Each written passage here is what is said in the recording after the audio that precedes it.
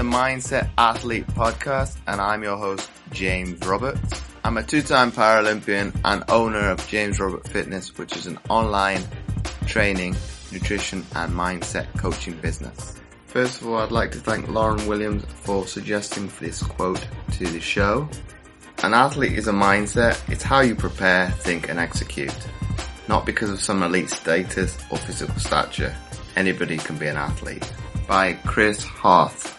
And each week on the Mindset Athlete, we like to bring you inspirational athletes, a message, or experts talking about human optimization to teach you how to change your perception of your mindset and become 1% better. And on today's show, I've got Tyreek Moore. Tyreek is the president of Handle Group's Diversity and also president of Handle's Group's Sports Division. Tyreek joined the Handle team to lead the sports division. He has over 20 years of management and business experience in both public and private sectors. He supports sports industry professionals in maximizing potential by raising their potential integrity. Tyreek believes when everyone is holding themselves accountable and an entire organization is in alignment, the results are profound and extraordinary. Tyreek has also been an entrepreneur and a trailblazer since 2006. His firms have provided resources to private, non-profit and educational institutions. He has always been driven by a deep desire to help live inspired and fulfilled lives. He believes happiness trumps all things in life. A positive perspective and dedication to embracing the journey more than the destination is paramount to achieving fulfillment. Some of his top professional speaking appearances have included Viacom, Def Jam, Live Nation, Camp Empowerment, and Digi Inspired. So welcome onto the show, Tyreek. Thank you for having me, James. Oh, the pleasure is absolutely mine. And obviously, as we would, this is something unique. I've never gone straight into a show like this, but I think we needed to because we were dropping some nuggets straight away.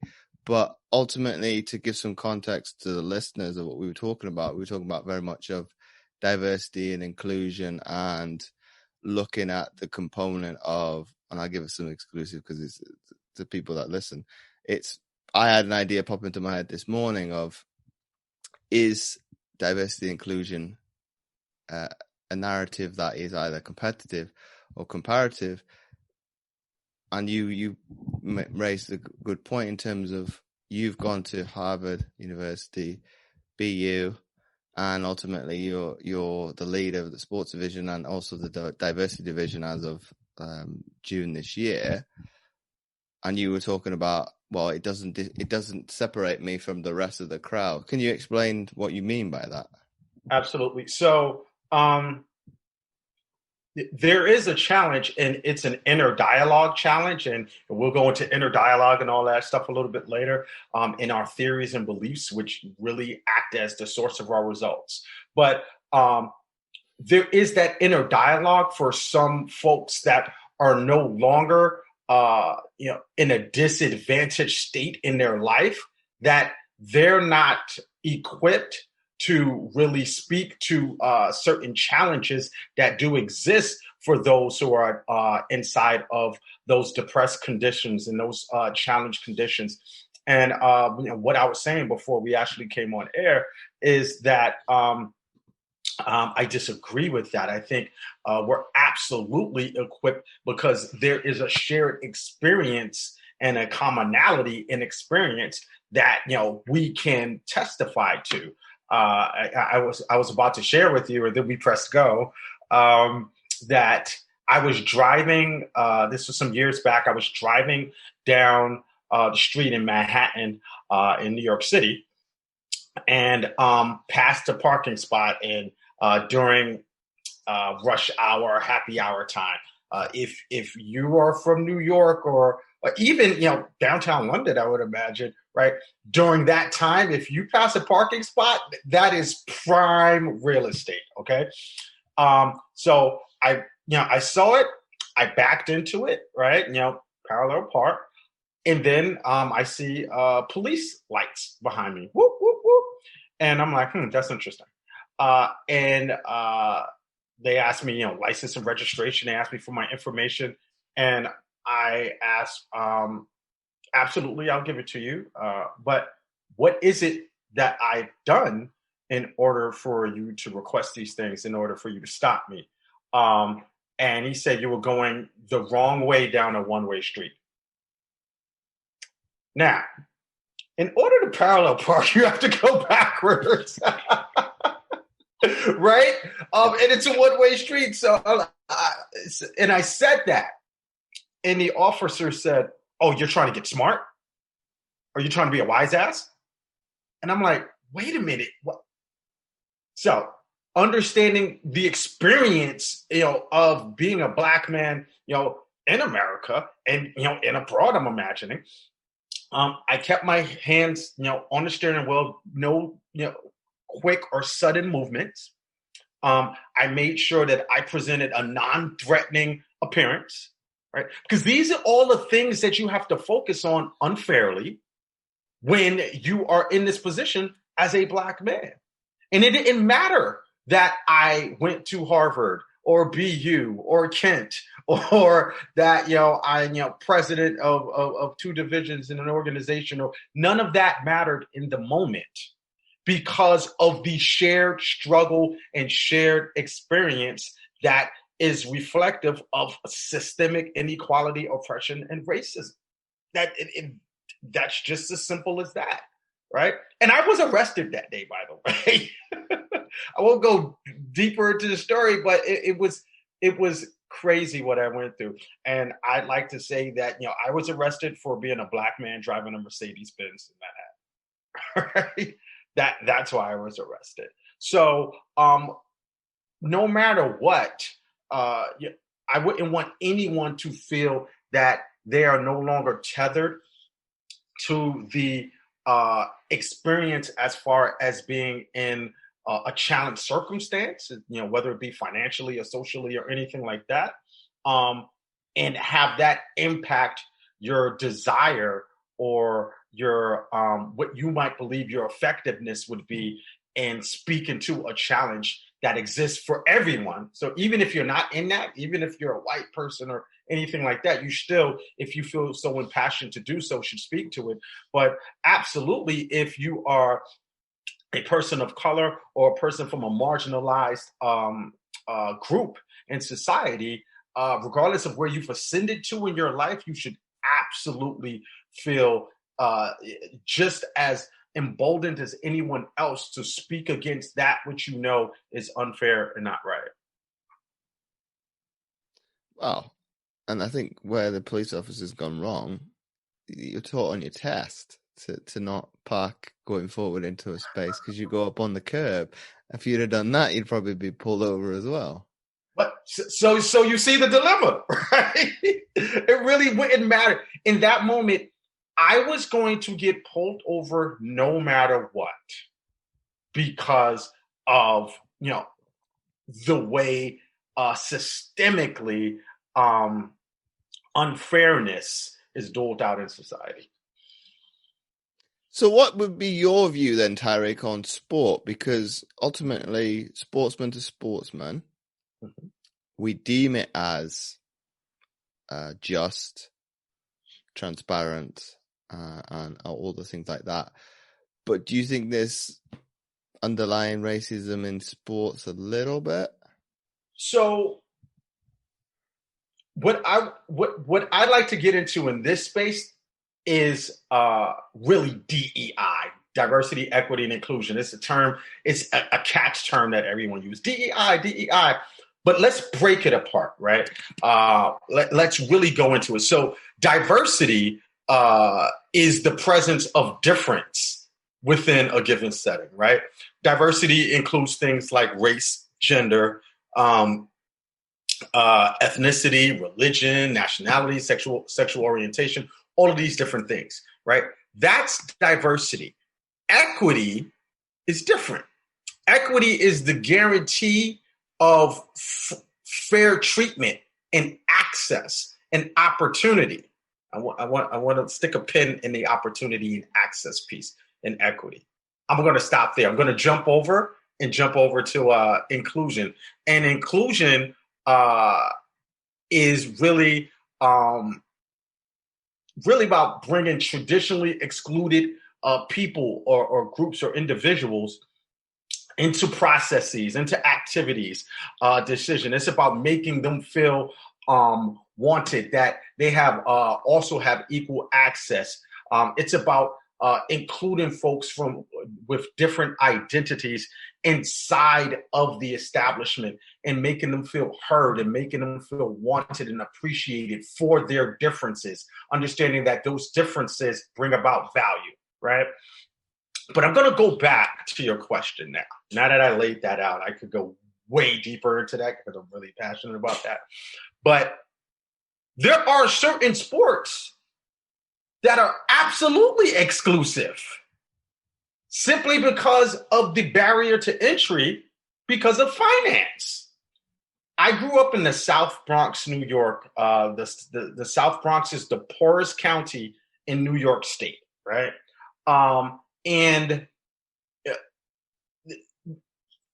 I grew up under very challenged and depressed conditions. We were poor. We were on government assistance. There was a lot that, my mom, and she was amazing in what she was able to do with so little with my three siblings and I. Literally, she was a superwoman, right?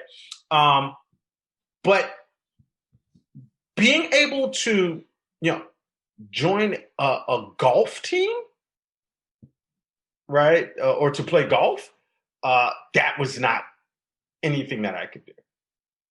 Being able to play hockey for the gear, unless the gear was gifted to me, wasn't going to happen. There was no way I could join a crew team and row because I existed in a concrete jungle, right? So there's exclusivity even inside sport. I wound up going to a boarding school, super elite high school in the States called Kent, and amazing school. Opened my eyes to what actually exists out there.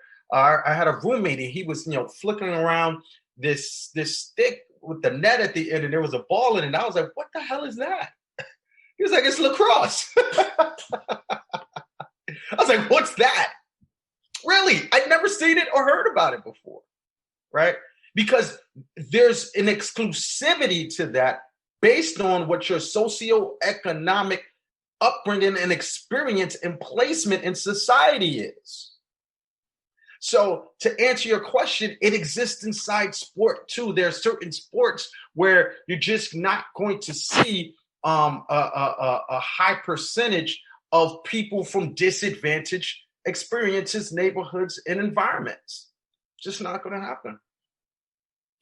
So do you think, from my perspective, because when people have asked me, and this is why I asked you the question, did I ever see racism within sport? And I come from middle-class suburbia. And I've been brought up by my mother's side of the family is white. So to give some context, probably where I don't see the struggle or adversity, because probably deep down for me, is probably the truth, I'm a white man in a black man's body, and ultimately some coaches have used it to fuel it in a different way, as to use national identity, which is a form of racism here, because people will use derogatory terms unnecessarily sometimes to get their point. And it was actually, one of them was actually trending on Twitter yesterday, which you kind of see where people's minds were in the gutter.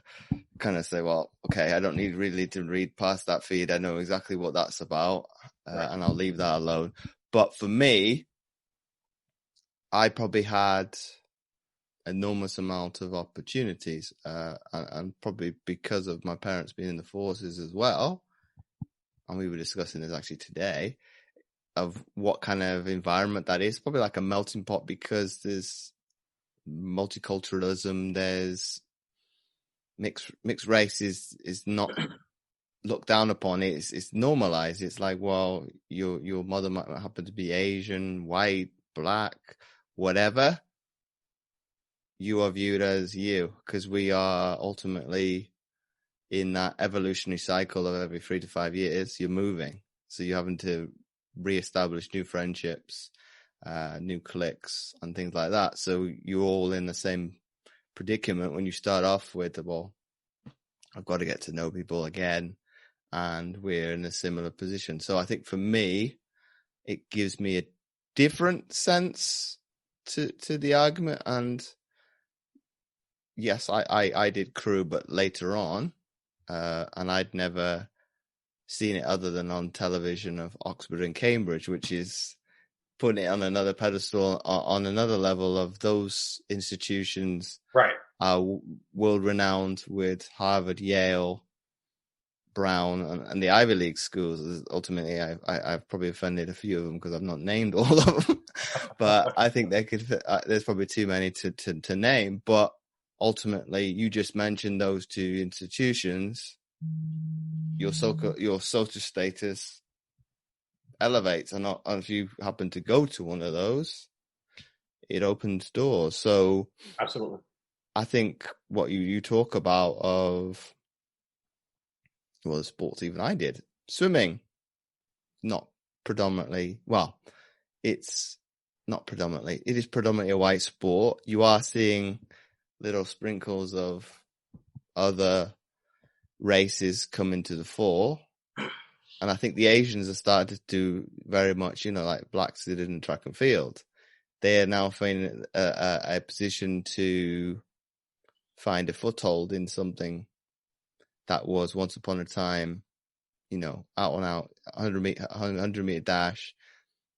Most, you would probably say all the finest would be black. Whereas now you're starting to see Asians because they are, I won't say more hungry, but I guess it maybe a little bit more doggedness and determination of yesteryear that some athletes maybe have lost because of circumstances of once they make it to the collegiate level, and I pretty much get better and better, I'm financially sound, and maybe take the foot off the gas. Whereas with them, maybe because historically they are deemed to, have to go be a doctor, an engineer, and those professions, very much like the Africans have got a similar way of thinking. If you don't go into these fields of employment, I won't go as far as disownment, but some possibly would. It's like, well, you're not really my son because you've not gone into those boxes. But I think where that puts a limiting position on a person, well, why does the person have why didn't they have the choice? Because ultimately, if you don't like what you do long term, and this is where, the jargon of people hating their jobs, I would probably, and you probably agree with this, it's not the job that they hate, it's the circumstance within it that's the problem. So I'd look at it a little different. And even as you were speaking to, the shift in the equity actually inside of racing and other sports, I'd be careful not to characterize anything, or because there's lots of different factors, and inside of that, as soon as we begin to characterize it, our unconscious bias will jump in and fill gaps where we might not have all the information we know and that we need in the moment. And that's just how the human brain works, and why the human brain is absolutely just this incredible machine, because it takes in all of this information, millions and millions and millions of data points per second, unconsciously. Yet consciously, we can only process 40 of these data points per second. So unconsciously, what's happening is our brain is connecting dots and doing all of that, which leads to us making those type of assumptions and things of that nature. So that's always one thing to be aware of. But what I'll say is where people come into a place of dissatisfaction is when they're really not living to their dream, right? So even before I became an executive, I was a coach with the Hendel Group. And just, for your audience to know, the Hendel Group is one of the largest executive life coaching firms in the world, right? And one thing that we know for sure is that happy people are people who are well connected to their dreams, right? And when you're operating inside of your dream and really going after that, we call it authoring. You're authoring any area in your life where these three things are present, where you're happy, you're proud, and you're effective. Happy, proud, effective. Okay. We call it authoring because this is when you put the pen to the pad and you write the way the story goes, right? You don't let anyone else, mom, dad, society, anybody else write that story for you. You write it yourself. And when you look back and read that story, that's where the pride emerges. Okay? When someone else or something else or society else or whatever else is writing your story, you're not proud of it. That's where that dissatisfaction comes from. And that's where you come to this realization, I'm not living my dream. And that's really how it works. So one thing I do as an executive coach, whether it's with my athletes or whether it's with my high-level executives, I get you to redefine your dream. Because the thing is, I always tell my clients, the best people at dreaming, I ask them, who are the best people at dreaming? They name all these other artists or whatever, whoever they name. And I'm like, nope, you're wrong. And then I say, who's the best people at dreaming? Kids. Kids are the best dreamers ever. You ask a 6-year-old, what are you going to be when you grow up? I'm going to be an astronaut, and I'm going to build a spaceship, and I'm going to fly to the moon, and I'm going to build a house there, and it's going to be an amazing house. It's going to have all these incredible things, and I'm going to build a house for my mom and dad, and in the back, I'm going to have all of these things for my dad, so he could build his cars and do his tools and all of that, and a garden in the back maybe for my mom, so she could do her planting, and I guess I should build something for my sister too, but she's really annoying, so I'm going to build it like a mile away. Like, they'll go into that level of detail inside of their dream. And there's nothing you can tell them to make them believe their dream won't happen. That's why, coincidentally, the greatest period of growth for humans is from like 0 to like 11 or 12, right? Because you're dreaming, you're staying in that dream state and you're going after it. And then all of a sudden, something that I like to call the dirty R word sets in. Reality. And reality is composed of, all of your, what you might deem as failures, your letdowns, your disappointments, right? Things that haven't, exactly gone the way you wanted them to go. And now you start to pull back on your dream out of, as a self-defense mechanism, so not to be hurt by the letdown. And now, even if I ask you to dream today, you can't really do it that well.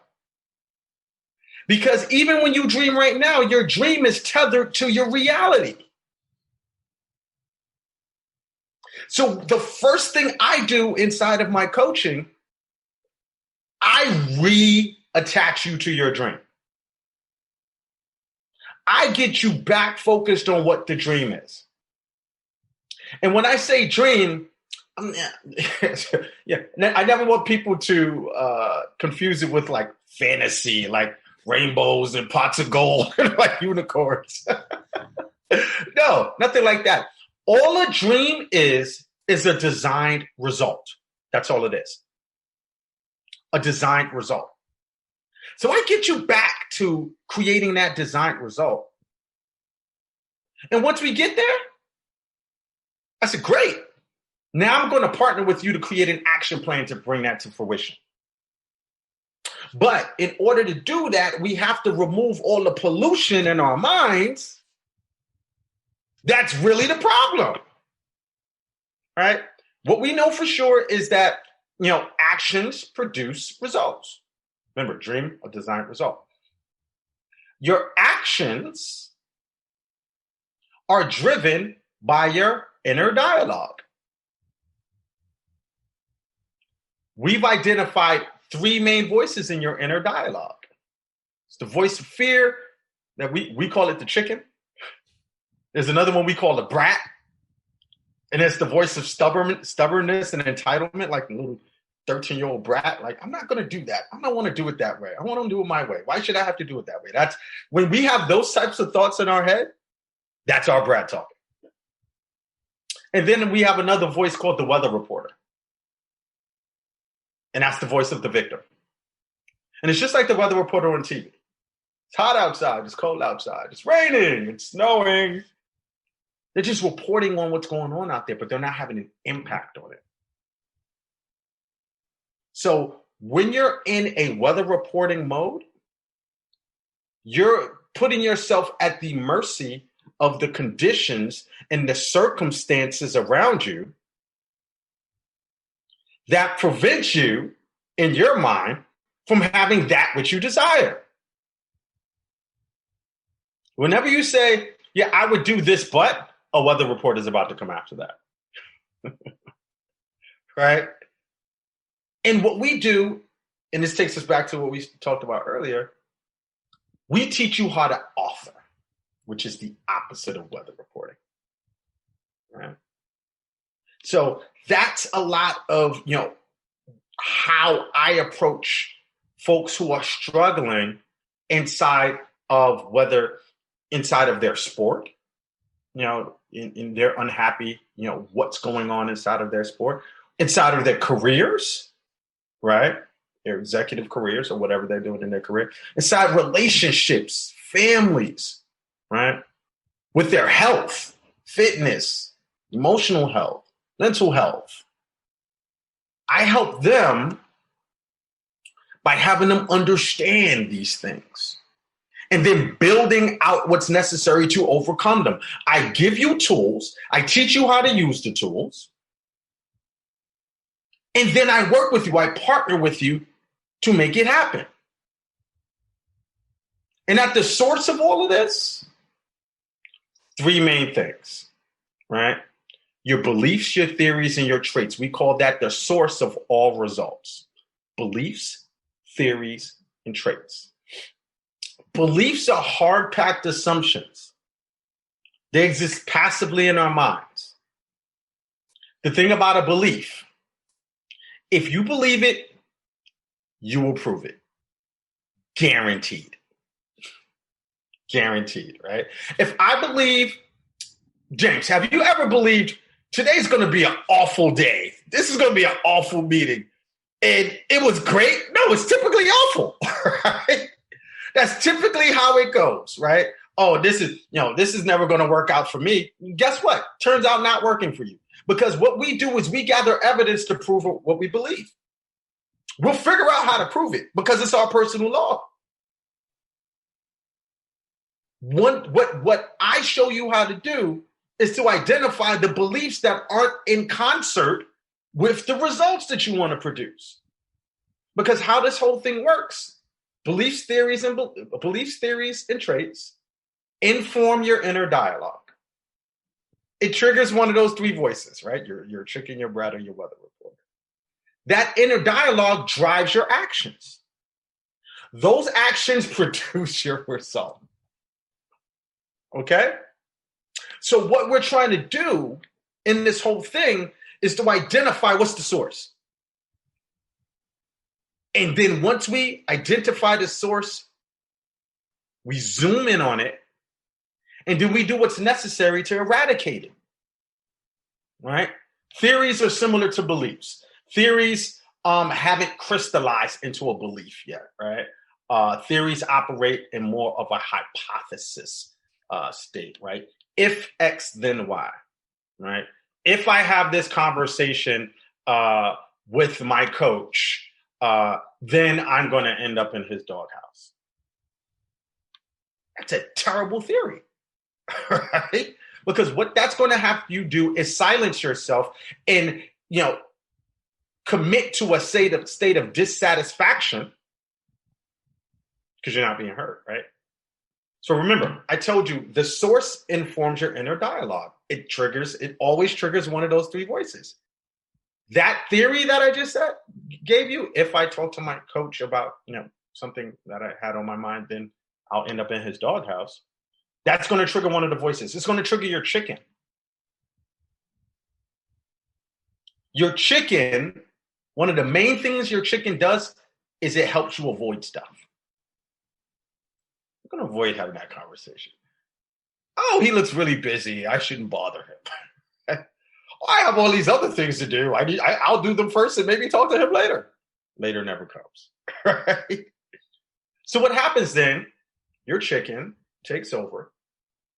It drives your action. Actions consist of what we do, what we don't do, and oftentimes how we do it, right? Right, the most important one, right? So this chicken will create an inaction. You won't do anything. You won't have the conversation. You'll avoid it. And that will create a result. That result will be dissatisfaction with the coach, disharmony with the team. Right? And that's just one example of tons and tons of examples, right? So, what I do is help you identify that. So now, what we do as people, we gather lots and lots of evidence to say, see, my theory is true, my theory is true, my theory is true. And then it elevates and crystallizes into a belief. Now that's my personal law. And that's how it works. That's how it works. Now, the third piece of the source is our traits. And traits are typically handed down from your primary caregivers. As mom, dad, maybe you grew up with grandma or whoever, right? And if you look closely enough and investigate their traits, you'll find yours as well. Tell you what, James, my mom was really stubborn. I'm a really stubborn man, James. That one went right through, right? Then sometimes our traits are a reaction to our parents' traits. So what happens is, I have a client, and his father was really loud and bold, and he had a big personality. When he walked into a room, you knew he was there. My client's trait, he's an introvert. You're like, wait a minute, but his dad doesn't sound like an introvert. This is what happened.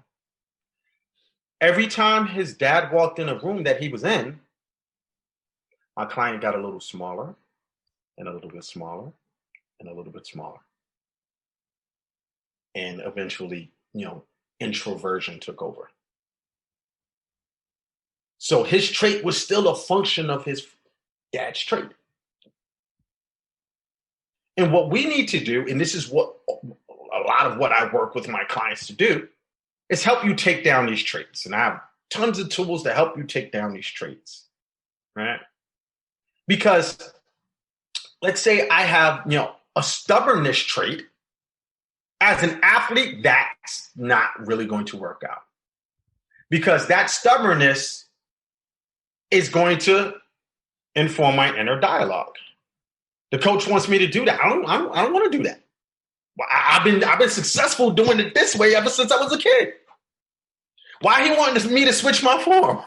No, I'm not doing it. No. Then all of a sudden, remember, that's your inner dialogue. That's that brat voice.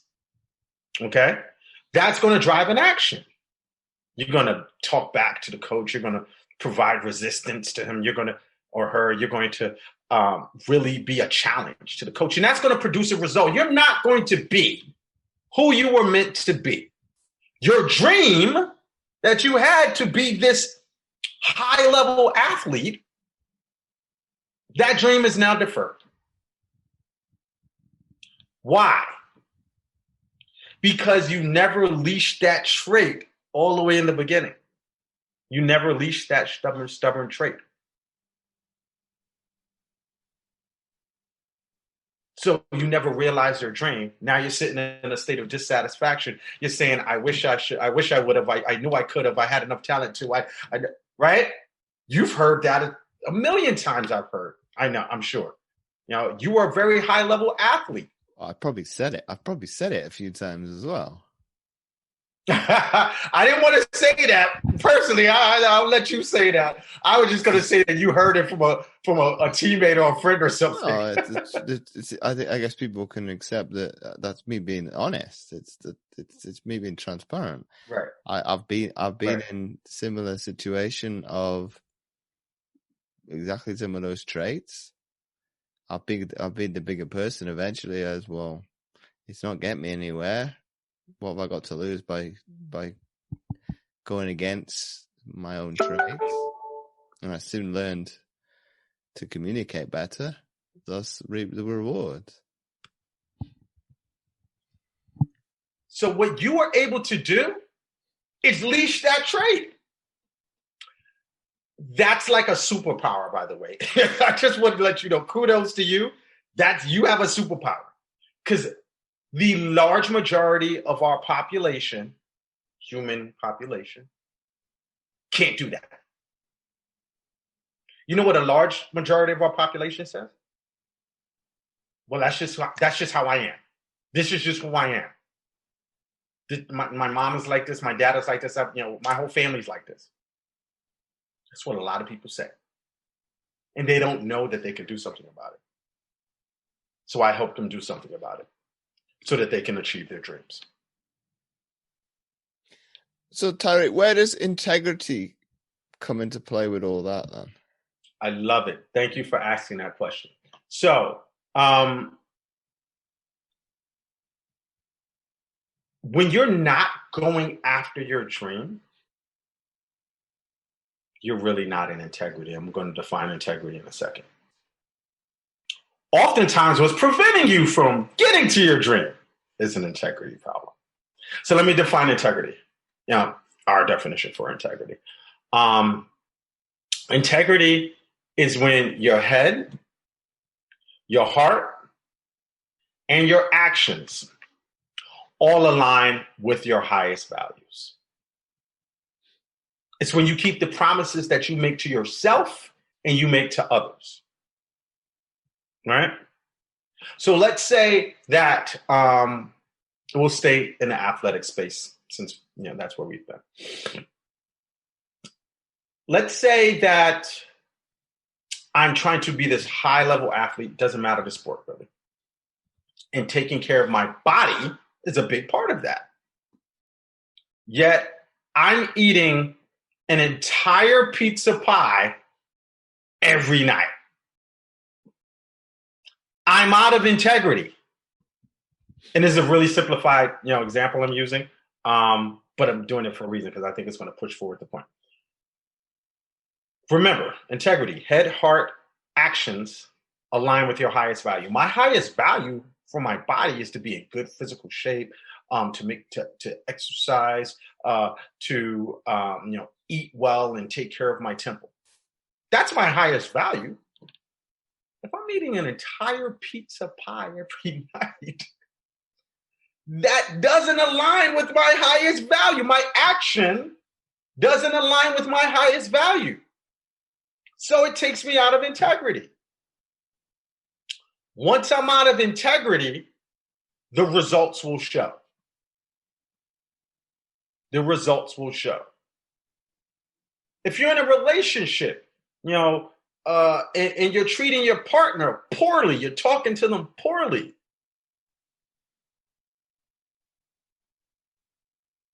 you're out of integrity and the results will show in your relationship.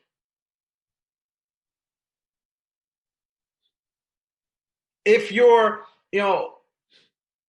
at work, whatever career you're in, and you keep cutting corners, you keep trying to take, the shortcut somewhere instead of doing the work necessary to really build out a wonderful product.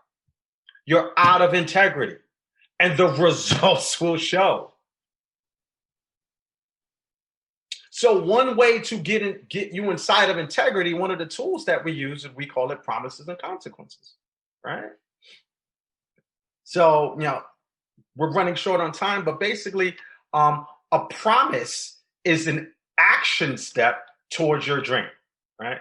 So if my dream is to be in very good physical shape, my promise may be that I'm going to go to the gym every Monday, Tuesday, and every Monday, Wednesday, and Friday and work out for 60 minutes, no less. Because your promises have to be airtight, because we'll figure a way to weasel our way around promises. That's just what we do, right? That's your promise. And if you keep your promise, if you remain in integrity, you'll hit your dream. You'll get to the result. Remember, dream is a designed result. Okay? Now, unfortunately, we would love to always believe that we're going to keep our promises. Every now and then, we need something to keep us accountable to being in integrity. And that's where consequences come in. So consequences act as, our way of integrating our vision, what we want to make happen, with our behaviors, right? Sometimes our behaviors are not consistent with our vision, and consequences get you inside of that. So one of the consequences that I personally have for not going to the gym and working out is if I miss the gym, if I promise I'm going to go to the gym on Monday, Wednesday, and Friday, and I don't go on Monday, let's say I go on Tuesday, did I break the promise? Yes and no. No, there's no. Yes, I promised Monday. The promise is Monday. If I don't go, even if I go on Tuesday, I broke the promise on Monday. They have to be airtight. Because what will happen is I'll say, I'll just go on Tuesday. And then you know what happens on Tuesday? Something pops up. So I don't go on Tuesday. And then it's Wednesday. And then it's next week. And then it's next month. And I get to the end of the year. And I'm very frustrated with my results that I've had this year. That's because I was out of integrity with my promise in the first place. So I have a consequence. And that consequence keeps me in integrity with the promise. So my consequence is, I have a few different consequences. But my consequence for this one is, if I don't get to the gym and mine is by 7 a.m., I have to eat okra. I hate okra for every meal of the day. Oof. Oh, no, it's awful. It's awful. And I broke it one time. And it was the worst day of my life, right? Because you have to have someone to hold you accountable, right? And that, make sure that person doesn't mind seeing you cry. But no, I don't want to. Nope, they don't care about seeing your tears. You're going to eat the okra, right? So I ate the okra, and I never broke the promise ever again after that, because the consequence kept me in integrity for keeping my promise. And I've got two final questions I've got to ask of you before I know you have to shoot. Yep. Is my penultimate question to you, that I like to ask everybody, Tyreek, is if you had to sit down with any athlete, dead or alive, who would that be and why? Any athlete, dead or alive, Muhammad Ali. And the reason I would want to sit down with him, he made the most amazing sacrifice of the prime of his career to stand on top of his integrity, to stand for what he believed in. And I would just want to have that conversation with him about what it took, the intestinal fortitude that it took for him to stand on top of his beliefs like that. So that would be my athlete. And my final question before we wrap up the episode is, if you had to summarize what we've been speaking about today into one sentence for people to take away, what would that be? Everyone should make sure you connect yourself to your dream. Connect yourself to what it is you're trying to do. Be an author in your life. You write the way the story goes. And what's going to allow you to do that is staying in integrity. So once again, Tyreek, thanks again for coming on the Mindset Athlete podcast. Thank you for having me, James. It's been my absolute pleasure, and I've actually learned a lot of things that I need to go away and work on myself. So I really appreciate that. Absolutely. If you like this episode, please do share it with your friends, and do let Tyreek, the Handle Group, and myself know what you thought of the episode by tagging us over on Instagram at Handle Group. So that's HANDELGROUP,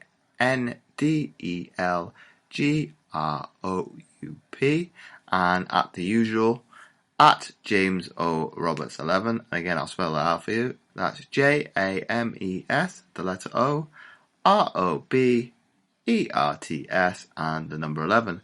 And again, you can do the same on Twitter and Facebook. And in addition, if you had any follow-up questions, don't hesitate to shoot them over as well. And finally, don't forget to check out Handle's website, www.handlegroup.com. So that's www.handlegroup.com. And as always, don't forget to check out my free content at fitamputee.co.uk and click on the tab Resources.